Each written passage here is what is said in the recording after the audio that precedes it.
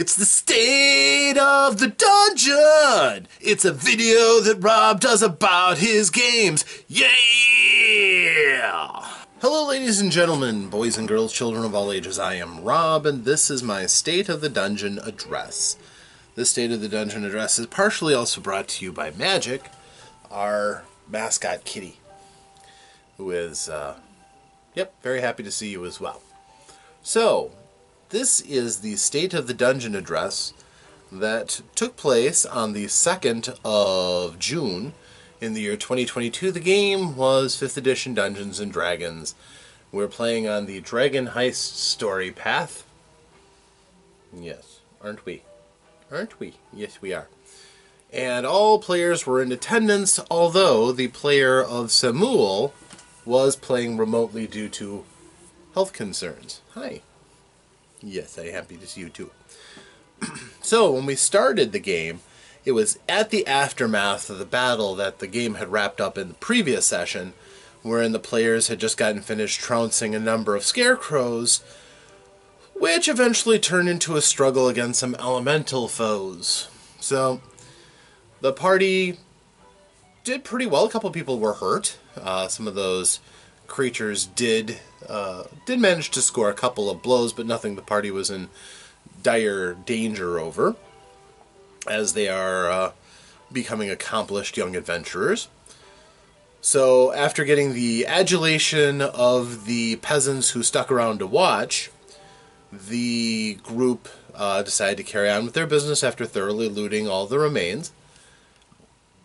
First, they went south around the outskirts of the town to get to the tanners, which generally don't have places in town, as the byproduct of their work is very smelly.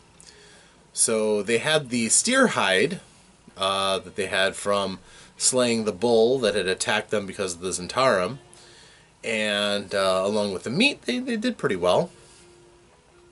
It looks as though the hide is mostly going to be claimed by Aldrich, who asked for it to be dyed in green, which isn't really going to cost them a great deal, but, it's some silvers here, some silvers there, such as the life of a person in the city of Waterdeep. Nickel and dime, silvers and golds. And ultimately, the group decided that it was time to go back to their base. They had been rocked pretty hard, and they decided that that was not the night that they wanted to try to stop the murderer, whose identity they have already discerned after lengthy adventuring and dealing with a variety of people, including Dristo Erden. They decided they were going to do that tomorrow, possibly. So they started to head back into town, and they just happened to see a drow walking around with a wooden case on his back and a rapier at his side. And they decided that this could very well be the sniper that they were looking for. They were very keen to find out. So, Aldrich called out to him in Elvish, and the elf was confused, because he called out the name of the person who was the murderer. And turns out this fellow is not that. So he did turn around and he did say, hey, I'm sorry, I'm not the person you're calling for, but Loxor is not going to take that for an answer. And he started to try to use Mage Hand as a spell to try to open up the case to reveal the guns that he had assumed that this person had. Well, the conversation took place. The fellow seemed like he was a decent enough chap for a dark elf, just new to the city.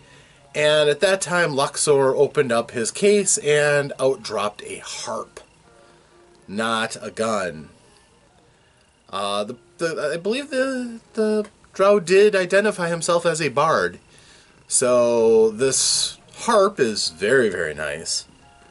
And unfortunately, it dropped to the ground and got scuffed up a bit. Nothing too terrible. But the drow was kind of embittered by this and said he was going to keep the marks on the instrument as a means of reminding himself what people up on topside are like. Not a good impression. And if you want to keep a decent image in a city, don't tick off a bard. It's a good strategy. So, as it turned out, the group kind of split up at this point. Several of them started going back to their Trollskull Manor. Felix ran off to the White Hart after the group, on the way back, passed by a butcher who had a windfall of meat. Bought out a lot of carcasses that he was butchering and trimming and needed to sell.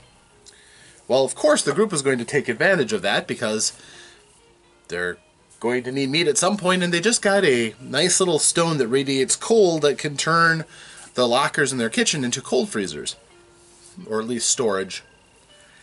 And this was great for Jazor, who is himself a cook as well as a paladin.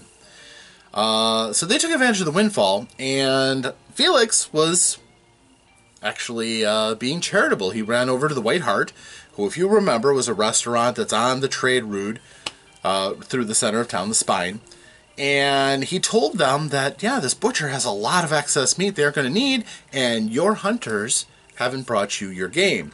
Now, they specialize in wild game, but in a pinch, they're going to have to get meat from somewhere, so this butcher having a lot, it was kindly thought out to tell them about that. They've already reported that these hunters may have been waylaid by this hill giant suspected in attacking a nobleman. So, you got some drink vouchers for that. And the rest of the group went back with the meat to Trollskull Manor. Felix eventually joined them. It was interesting that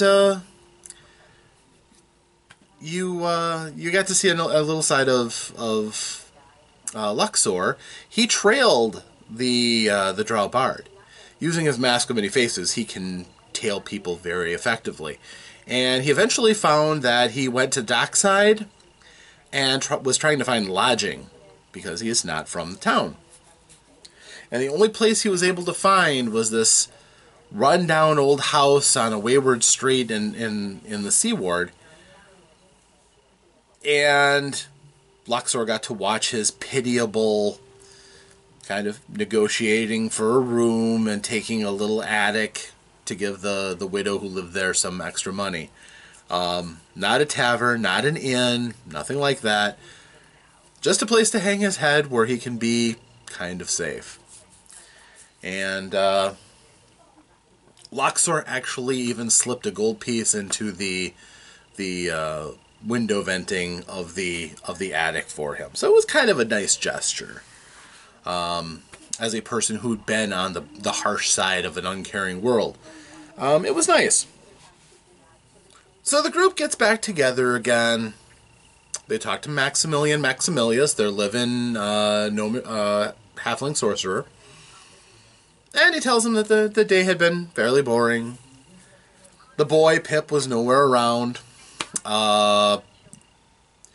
Their friendly artificer Khalees was still hard at work. So they got to enjoy a little bit of time together. They cooked, talked about their business. Zarya went off and worked out some, got some rigorous physical exercise in. And it looked like it might be overall a pretty quiet night. They were just enjoying being young adventurers and having the world in front of them, even if they had the cares of a debt over their head.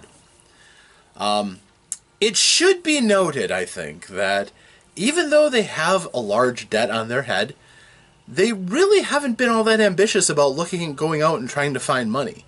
Like they expect it to come rolling into them, which is one way of doing it, I suppose. Eventually the story will catch up to them, but right now they've been content with just doing small jobs without much promise of pay. So, as they will. But, more to the point, they heard a cry, a woman's scream, outside in the alley. this is getting repetitive. I mean, that's kind of, they heard fighting outside the alley when they met Khalees. Now here's another situation. So the group goes running out commendably quickly, without all the preparation, time to slap on the armor and everything. They go out to help. And what they find is at the end of the alley, fairly close to where they found Khalees, there's a cart, a tinker's cart, an old, with two poles coming out from the bed of the wagon that a person could stand in the midst of and pick up their cart and move. It had struts up on top and beams that had a whole bunch of metal bits dangling off of it, mostly pots, pans, forks, spoons, the kind of thing that don't require a lot of skill and a lot of really good metal to make stuff with that people could use again and again. At the foot of this cart, there was a woman's body sprawled. There were two men on one side, and on the other side, menacing the two men, there was this huge humanoid figure standing about 8.5 feet tall. Enormous. Well, the tabaxi are incredibly fast, so when they're going in a straight line, they're really quick. Loxor decided he was going to go to the balcony to get a look, and Felix just decided to all-out sprint. And again, as a tabaxi, he can cover a great deal of ground faster than anybody else in that initial burst. So he did, getting almost all the way down the alley in a single round so he could get to see kind of what was going on, which is kind of useful. The rest of the group plodding up behind. I believe Aldrich took his time a little bit so that he could keep them in tactical distance and also to cover the backs of those who were advancing, in case this was a trap, probably. Seems like a smart solution that something Aldrich would think of. But what really ended up happening was Felix found out that this big fellow was blaming the two cloaked men for stealing his rock. That's what he was missing, was a rock, and he was extremely agitated about it. There was no signs that he had hit the woman, and he was holding his fist up, which, his fist being the size of a large hammerhead, he was shaking it under the nose of one of the men, and the men were trying to talk him down, insisting that they didn't have his rock. It seemed like they were at an impasse, and the large, ogre-like fellow had kind of moved up awfully close to one of these cloaked men. Felix was able to see that the man was wearing some sort of a pendant, medallion, charm, something, but he didn't get a really good look at it in the dark, or couldn't get its significance, before the group basically came running up and tried to interpose. They not really get in the midst of them, but they tried to talk the big guy down, tried to understand the situation, as adventurers are fond of doing. No sign of the guards yet, but they did hear whistles, because apparently somebody had made some note that there was something going on. It was clear the guards were coming, but the group did everything they could to try to stop this. Zarya came in to try to full tackle the figure, and she missed, and he basically stiff-armed her right into the cobblestones with one massive paw. Just poof, put her down.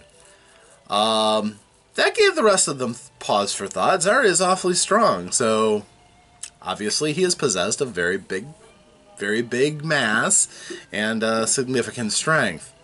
So they saw the figure a little closer, since he was in the light better, and they were closer, and they saw that this fellow is an Ogrillion. An Ogrillion is a match between an ogre and a human. I'll let you imagine how pleasant that has to be, but love can bloom. And, well, this fellow had a large hammer on his back. Kind of makeshifty armor, nothing really serious, and he again was demanding his rock back. So the group eventually found out that this fellow's rock was actually a large nugget of gold, and he had been showing it to various people. And these two men are clerics of Joaquin, the god of wealth, and they were helping this poor tinker woman who was not having a lot of luck at generating wealth, although she was working hard for it, to try to kind of uplift her and carry on the word of their goddess. Well, negotiations broke down when the big guy kind of lost his temper and grabbed one of the clerics of Joaquin by the ankles and shook him upside down. The group tried to abscond with his coin purse when it fell out, as Samuel has the feat telekinesis, so he can do an invisible mage hand and make things move, which he tried to snag his purse, even hiding it in a water barrel. It's a good idea. The problem was, to placate the ogre, that cleric then cast a spell called Detect Wealth, which the clerics of Joaquin have access to. And looking around, he found his purse quite quickly, especially since it had gone missing. It was just a matter of finding it, and these adventurers didn't have all their gear and everything, so if they had a chunk of wealth, it stood to reason. But it also, he was kind of looking to see in the off chance that possibly this nugget was around. So the nugget wasn't there. And after talking it out, they found out that this Ogrillion had been in a place called White Swan Way. And this is a park in the North Ward that is known for artists and street vendors and street performers. It's just kind of a nice place to go for the day and you know, just be entertained lightly, eat a little, and just have a general nice day off. Kind of cherished for that, and the people there actually do fairly high grade, you know, art and entertainments. And apparently this guy had gone through there showing off his rock. So the group offered to take him back to White Swan Way and try to look for his rock. At this point also, the woman was roused. The guards showed up, and the woman had fainted. She had not been hit. So the clerics were offering to take her to a hostel, and Zarya offered to escort her there instead. So off they went. And as the group went back to White Swan Way, eventually Zarya was coming back and bumped into them again, so it was all good. They all got back together again without much difficulty. In White Swan Way, they talked to a variety of people, including a troupe of street performers. They noticed that people didn't look surprised to see the Ogrillion, who told them that his name was Ben. He's actually a dwarf. He's not actually a dwarf, but he was raised by dwarves, so he considers himself to be a dwarf. He does speak dwarfish. But apparently, you know, obviously he's not. So, although it looks like his hammer is, well, was given to him by the dwarves. So it's this big maul that he uses as a hammer. And they went there and they were talking to people. He had shown off his big rock quite a bit. And the people were like, yeah, that's surprising that he got it stolen. The last people that he talked to were kind of a nasty lot. And they're like, really? Who? And they're like, well, the leader of that bunch had some tattoos on his face that looked like eyes. We suspect they're from the Zentarum Guild, or the Xanathar Guild. These guys again. So half the group is like, why are we helping this guy? There's no profit in it. There's nothing. He's just a big goof. He got fleeced in Waterdeep. It happens all the time. We won't make any money out of this. It's not worth it. But there are members of the group who are not quite so mercenary and still want to do good. Eventually, they won the argument. They found out that this particular troublemaking group often can be found at the Black Dog, which is just a public drinking house. Pretty disreputable. Selling some of the cheapest booze, occasional fights, not enough to get them shut down. The group goes to investigate.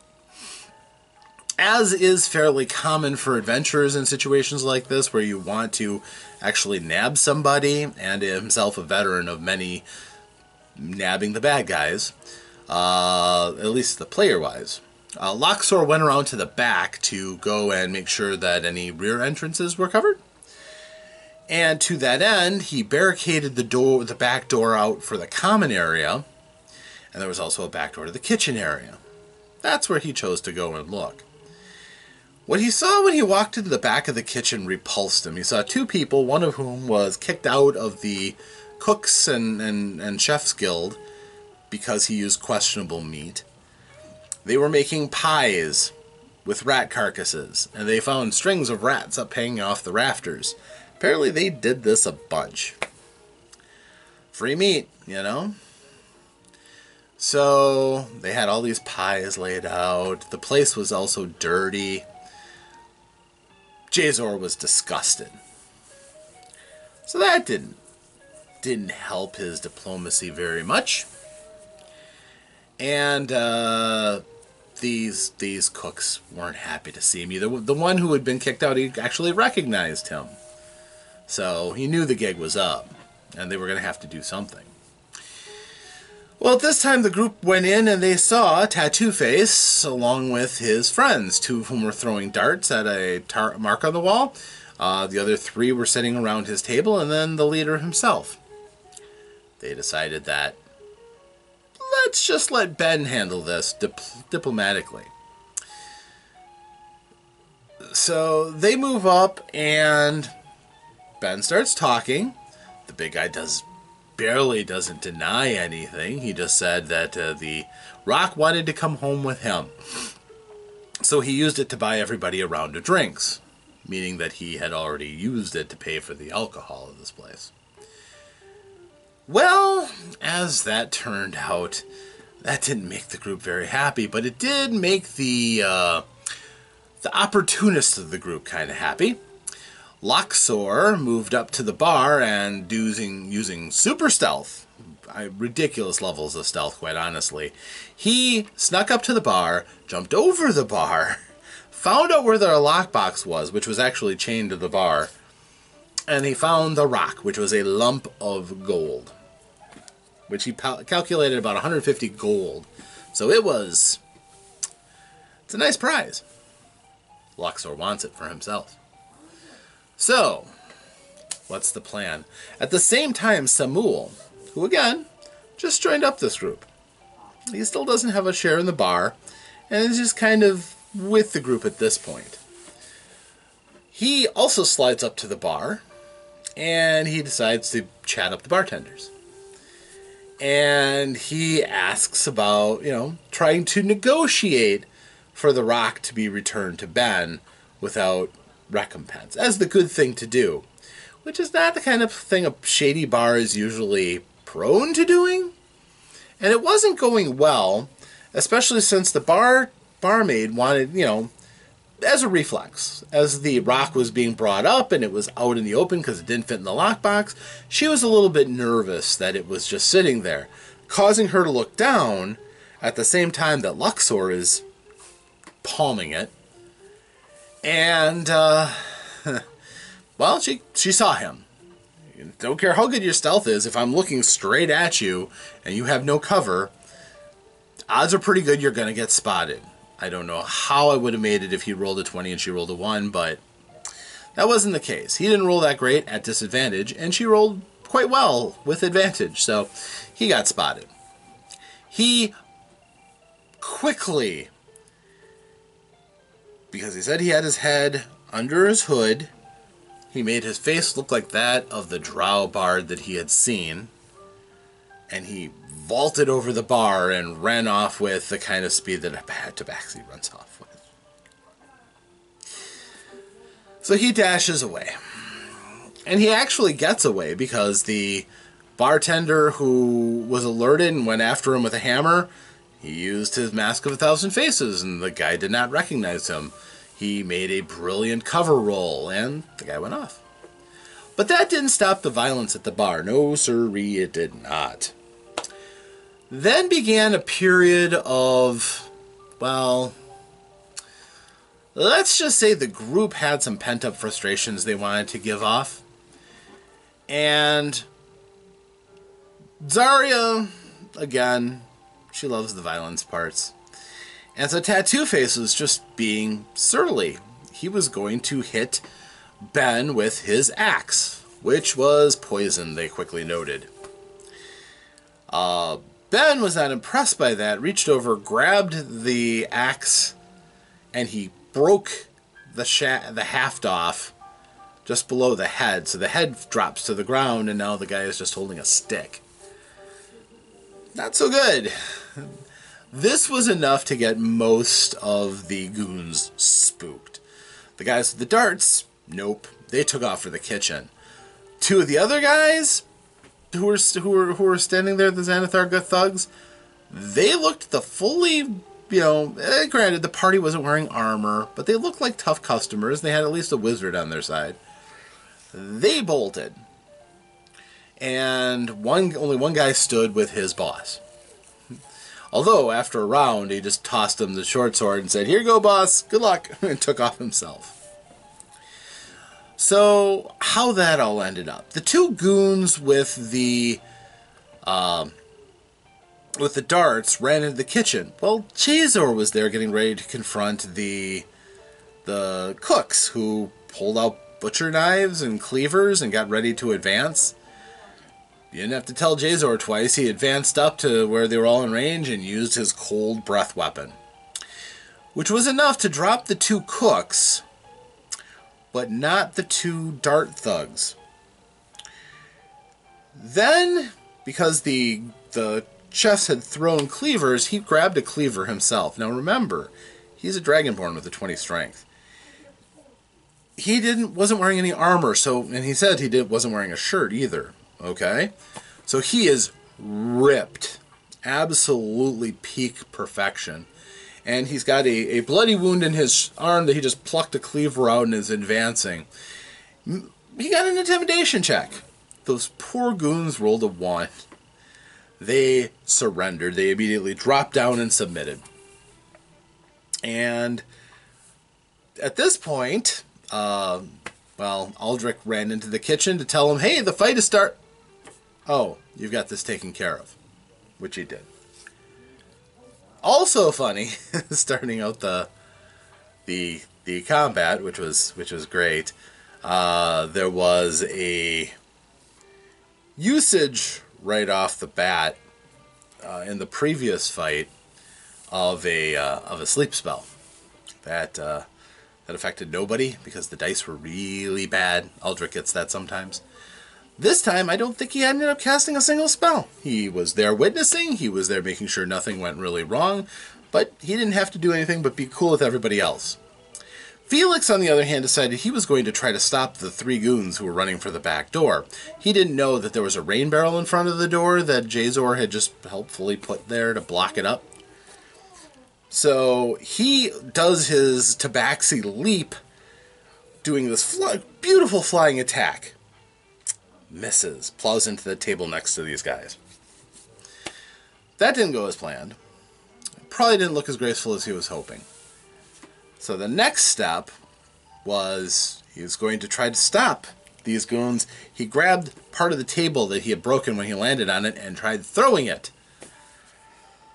Improvised weapons can be difficult. They're attacks with disadvantage, so he missed with that one too and instead took out a barmaid. Not so good. Not so good at all. So then the next step, the 2 goons were trying to go to the door. One of them rolled a 1 to try to push the door open. He hit it head first and knocked himself silly. The other one hit the door and couldn't open it. The difficulty of 15 for a strength check to try to open it? Nope, these guys could not do that. So instead, one of them goes and tries to hold a barmaid hostage, pulling out his knives and menacing her. The barmaid rolled well and swung her leg back and kicked him someplace tender and then elbowed him in the throat and, for good measure, headbutted him right in the nose, and crunch, he dropped. Barmaid's got to be tough in these places, you know? So, at this point, things were going pretty well, but of course there was still the big guy, Ben, and Zarya.